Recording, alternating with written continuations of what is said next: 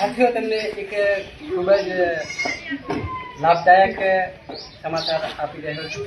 તમને જણાવતા આનંદ અનુભવું છું કે વિરમપુર પટ્ટાની અંદર, વિરમપુર અને સર્વત્રી પટ્ટાની અંદર એક સમાજની અંદર આપણી પરંપરા પ્રમાણે પેઢી દર પેઢી વારસાઈની અંદર આપણા આદિવાસીની અંદર એક હોળીની અંદર ધૂળ પ્રથા બહુ પ્રચલિત છે.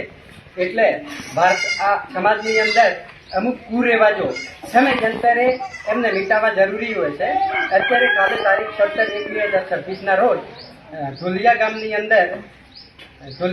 અંદર એક સમાજના પ્રતિનિધિ, સમાજના સૌ ચિંતકોએ સાથે મળી પટેલો અને આગેવાનોએ એક નિર્ણય લેવામાં આવ્યો છે કે હોળીની અંદર કે ધૂળ પ્રથા છે એમાં રોક લગાવવા માટેનું સૌ સાથે મળી નિર્ણય લેવામાં આવ્યો છે સમાજ વતી.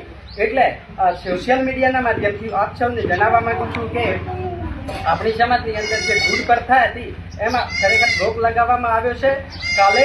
અને હું સોશિયલ મીડિયાના માધ્યમથી સૌ આગેવાનો અને વિસ્તારના સમાજના પરિવારોને જણાવવા માંગીશ કે તમે કઈ મજૂરી અર્થે અદર બીજા ગામ, બહાર ગામ રહેતા હો, મજૂરી અર્થે જવાનું થયેલ તો આ સોશિયલ મીડિયાના માધ્યમથી હું જણાવવા માંગુ છું કે જેથી કરીને કે જો સમાજે 10,000 રૂપિયા દંડ કર્યો છે તો આવનારા ટાઈમ માટે આપણા પરિવારમાં આદિવાસી સમાજની અંદર શિક્ષણ તરફી વધી શકાય અને રોજીરોટી માટે કરીને કોઈ ધંધા અર્થે પરિવર્તન આવે એટલા માટે કરીને સમાજની અંદર કુરિવાજોને મિટાવી અને કોઈ ખોટા ખર્ચાઓથી બચી અને સમાજનું ઉદ્ધાર થઈ શકે.